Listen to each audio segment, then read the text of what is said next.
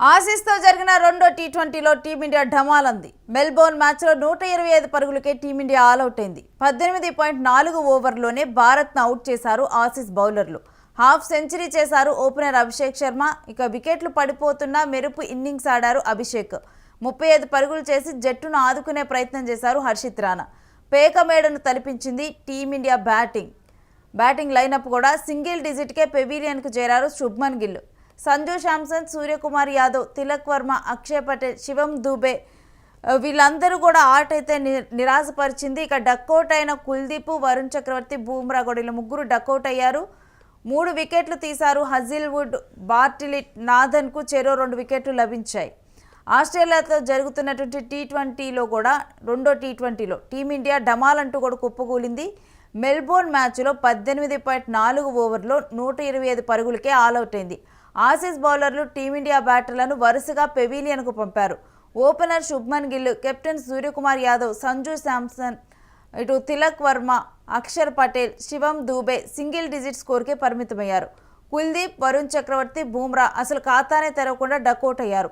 వరుసగా వికెట్లు పడుతున్న ఓపెనర్ అభిషేక్ శర్మ మెరుపు ఇన్నింగ్స్ ఆడాడు. 4లు 6లతో 68 రన్స్ చేశాడు. ఇటు హర్షిత్ రాణా కూడా జట్టును ఆదుకునే ప్రయత్నం చేశాడు. ఇక 35 రన్స్ చేసి సెకండ్ లీడింగ్ స్కోరర్గా జట్టులో నిలిచాడు. ఆసీస్ తరపున హజిల్వుడ్ 3 వికెట్లు తీగా బార్టిలిట్, నాథన్కు చెరో 2 వికెట్లు తీశారు. ఇక దీనికి సంబంధించిన డీటెయిల్స్ స్పోర్ట్స్ అనలిస్ట్ వెంకట్ గారితో మాట్లాడి తెలుసుకుందాం. హలో వెంకట్ గారు. హలో రేణు. మెల్బోర్న్ మ్యాచ్లో టీమిండియా ప్యాక్ మేడలాగా కూడా కూలిపోయినట్టు తెలుస్తోంది. అసలు మీ అనాలిసిస్ ఏంటి?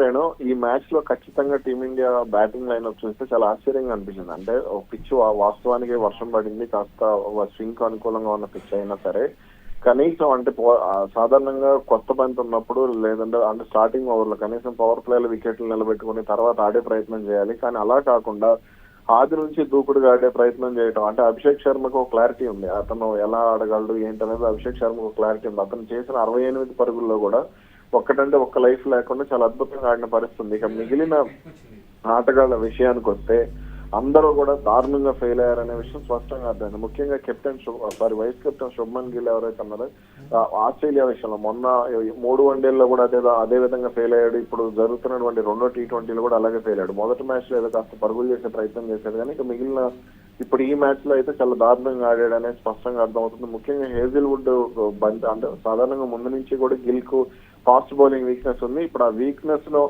అతను మరోసారి ప్రూవ్ చేసుకున్న పరిస్థితి ఉంది అనమాట. హేజిల్వుడ్ చాలా అద్భుతంగా బౌలింగ్ చేశాడు. ఆరంభ ఓవర్లో అతని స్పెల్ కూడా 4 ఓవర్లతో కంప్లీట్ చేశారు. కీలక వికెట్లన్నీ కూడా అతను తీసిన పరిస్థితి. కానీ అతను బౌలింగ్ అంటే పిచ్ పై ఉన్నటువంటి పరిస్థితులను చక్కగా సద్వినియోగం చేసుకుని అతను బౌలింగ్ చేస్తున్నా సరే కనీసం అర్థం చేసుకోకుండా దూకుడుగా ఆడే ప్రయత్నం చేయడం అనేది ఖచ్చితంగా భారత్ ను ఇబ్బందుల్లోకి నెట్టిందనే చెప్పాలి. ఇక ఎన్నో ఆశలు పెట్టుకున్న తిలక్ వర్మ, సంజు శాంసన్, అక్షర్ పటేల్ వీళ్ళందరూ కూడా ఫెయిల్ అయ్యారు. ఇక ఈ సమయంలో కేవలం అభిషేక్ శర్మ, హర్షిత్ రాణా మాత్రమే బౌలర్ అయినటువంటి హర్షిత్ రాణా ఆదుకున్న పరిస్థితి.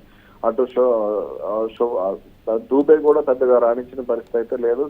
దీంతో ఈ మ్యాచ్ లో భారత్ ఓడిపోవడం ఖాయమనే అభిప్రాయాలు అయితే స్పష్టంగా కనపడుతున్నాయి. ఇక శుభ్మన్ గిల్ కూడా సింగిల్ డిజిట్ కే పెవిలియన్ చేరినట్లుగా కూడా తెలుస్తుంది. గతంలో మనం శుభ్మన్ గిల్ ఆట తీరు గురించి మాట్లాడుకున్నాం. ఇప్పుడు మళ్ళీ అంటే అతను ఆస్ట్రేలియా పిచ్ల మీద పనికిరాడు, ఆస్ట్రేలియాలో ఒకసారి ఫెయిల్ అయ్యాడు అని అంటే ఖచ్చితంగా సౌత్ ఆఫ్రికాలో, న్యూజిలాండ్ లో కూడా ఫెయిల్ అయ్యే పరిస్థితి ఉంటుంది. ఇంగ్లాండ్ లో కొన్ని ఫ్లాట్ పిచ్చెస్ ఉన్నాయి, కాస్త స్వింగ్ అనుకూలంగా ఉన్నా సరే పిచ్లు ఫ్లాట్ గా ఉండడం, నాణ్యమైన బౌలర్లు లేకపోవడం వల్ల గిల్ అక్కడ టెస్ట్ సిరీస్ అద్భుతంగా రాణించిన పరిస్థితి. ఇప్పుడు ఆస్ట్రేలియాలోకి అడుగు పెట్టిన సమయంలో అతను చాలా ప్లానింగ్ అంటే మంచి ఫామ్ లో ఉన్నప్పుడే ఆస్ట్రేలియాలో అడుగుపెట్టిన పరిస్థితి. కానీ తీరా మైదానంలోకి వచ్చేసరికి పరిస్థితి మాత్రం చాలా భిన్నంగా కనపడింది. వన్డేల్లో అయితే అటు సాధారణంగా ఫ్యాన్స్ అందరూ కూడా విరాట్ కోహ్లీని, రోహిత్ శర్మని లేదా ఇతర సీనియర్ ఆటగాళ్లను ట్రోల్ చేశారు, కానీ అసలు ఫెయిల్ అయింది మాత్రం శుభ్మన్ గిల్ అనేది మరోసారి స్పష్టంగా అర్థమైంది. ఇప్పుడు కూడా అతను ఫెయిల్ అయ్యాడు. ఆస్ట్రేలియాలో 2021లో చేసినటువంటి గబ్బాలో 91 పరుగులు మినహా అతను ఎప్పుడు కూడా ఆస్ట్రేలియాలో రాణించలేదు. కాబట్టి అతనికి కెప్టెన్సీ ఇవ్వడం అనేది తొందరపాటు చర్య అనేది నా అభిప్రాయం. ఇండియాలో రాణించడం అనేది పెద్దగా కష్టం కాదు, ఎందుకంటే పిచ్చెస్ అన్ని కూడా ఇక్కడ అనుకూలంగా ఉంటాయి, వాతావరణ పరిస్థితులు కూడా ముందు నుంచి అలవాటు పడి ఉంటారు. కానీ ఆస్ట్రేలియాలో రాణిస్తేనే ఏ ఆటగాడికైనా సరే కెరీర్ ఉంటుందనేది స్పష్టంగా అర్థమైంది. గతంలో కపిల్ దేవ్ కానీ, సునీల్ గవాస్కర్ కానీ, వివిఎస్ లక్ష్మణ్, సచిన్ టెండూల్కర్, ఇలా ద్రావిడ్, గంగూలీ వీళ్ళందరూ కూడా ఆస్ట్రేలియాలో రాణించిన తర్వాతే తర్వాత భవిష్యత్తులో కీలక ఆటగాళ్ళుగా మారారు. విరాట్ కోహ్లీ చూసాం, రోహిత్ శర్మ కూడా అలాగే రాణించాడు. అలాగే మరి కొంతమంది ఆటగాళ్ళు కూడా అదే విధంగా రాణించిన పరిస్థితి, సెహ్వాగ్ కానీ వీళ్ళందరూ కూడా. కానీ శుభ్మన్ గిల్ మాత్రం ఆస్ట్రేలియాలో ఫెయిల్ అయితే మాత్రం ఖచ్చితంగా అతనికి కెరీర్ ఉండదు అనే విషయం అయితే స్పష్టంగా అర్థమవుతుంది. ఇక ఇటు కుల్దీప్, వరుణ్ చక్రవర్తి, బూమ్రా వీళ్ళు ముగ్గురు కూడా డక్అవుట్ అయిపోయారు. ఎందుకు ఈసారి ఇంత దారుణంగా కూడా ఆట తీరును కనబరిచారు మన ప్లేయర్స్? బ్యాట్స్మెన్ ఫెయిల్ అయినప్పుడు బౌలర్లు ఫెయిల్ అవడం అనేది పెద్ద ఆశ్చర్యకరమైన విషయం అయితే ఖచ్చితంగా కాదు. ఎందుకంటే పిచ్ చాలా కఠినంగా ఉంది. దానికి తోడు కాస్త ఈ రన్అట్లు కూడా కాస్త ఇబ్బంది పెట్టాయని చెప్పుకోవాలి. అటు అభిషేక్ శర్మ కాస్త వికెట్ స్టాండ్ ఇచ్చి ఉంటే అతను మరికొన్ని పరుగులు చేసేవాడు. ఇక వికెట్లు పడుతున్న సమయంలో అతను కూడా కాస్త ఒత్తిడికి గురైన పరిస్థితి స్పష్టంగా కనబడింది. అంటే 8 వికెట్లు పడిన తర్వాత నుంచి అతను మరింత దూకుడుగా ఆడే ప్రయత్నం చేసి ఒక 4, 6 కొట్టడం జరిగింది. ఇక మిగిలిన ఆటగాళ్ళ నుంచి కూడా అతనికి పెద్దగా సహకారం రాలేదని చెప్పాలి. శివం దుబే కనీసం వికెట్ ఆపుకోలేని పరిస్థితుల్లో కనపడటం అనేది నిజంగా ఆందోళన కలిగించే విషయం. మరి అతన్ని అంటే ఐపీఎల్ ప్రదర్శన ఆధారంగా జాతీయ జట్లకు తీసుకోవడం అనేది మరోసారి అంటే తెలివిలేని సెలక్షన్ కమిటీ అనేది స్పష్టంగా అర్థమైంది. మరి మన బౌలర్స్ కు కూడా ఇదే విధంగా కలిసి వచ్చే అవకాశం ఏమైనా ఉందా?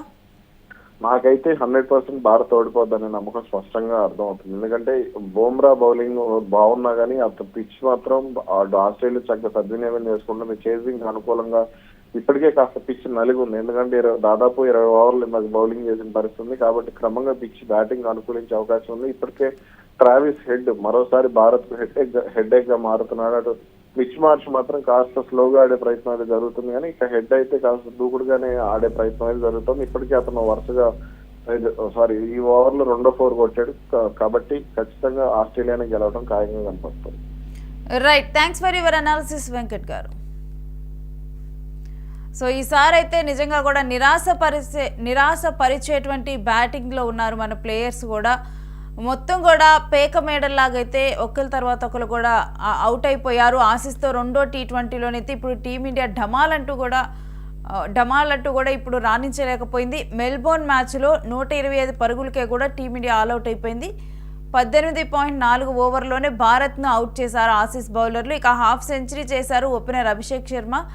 వికెట్లు పడుతున్నా కూడా మెరుపు ఇన్నింగ్స్ ఆడేందుకైతే అభిషేక్ శర్మ ప్రయత్నించారు. ఇక 35 పరుగులు చేసి జట్టును ఆదుకునే ప్రయత్నం చేశారు హర్షిత్ రాణా.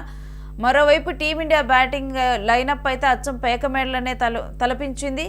ఇటు శుభ్మన్ గిల్ కూడా సింగిల్ డిజిట్కే పరిమితం పెవిలియన్ చేరుకున్నారు. ఇక సంజు శాంసన్, సూర్యకుమార్ యాదవ్, తిలక్ వర్మ, అక్షర్ పటేల్, శివం దుబే వీళ్ళు కూడా ఆశించిన స్థాయిలో కూడా ఆడలేదు. మరోవైపు కుల్దీప్, వరుణ్ చక్రవర్తి, బూమ్రా వీళ్ళు డకౌట్ అయిపోయారు. ఇటు హజిల్వుడ్, బార్టిలిట్, నాదర్లు చెరో 2 వికెట్లు కూడా తీశారు. హజిల్వుడ్ 3 వికెట్లు తీయటం జరిగింది. ఇక ఈ విధంగా కూడా ఈ మ్యాచ్ ముగిసింది. కాకపోతే నెక్స్ట్ అంటే దీంట్లో విజయం మాత్రం ఆస్ట్రేలియా వైపే కనిపిస్తోందని కూడా ఇప్పుడు అనలిస్ట్ వెంకట్ కూడా తెలియచేయటం జరిగింది.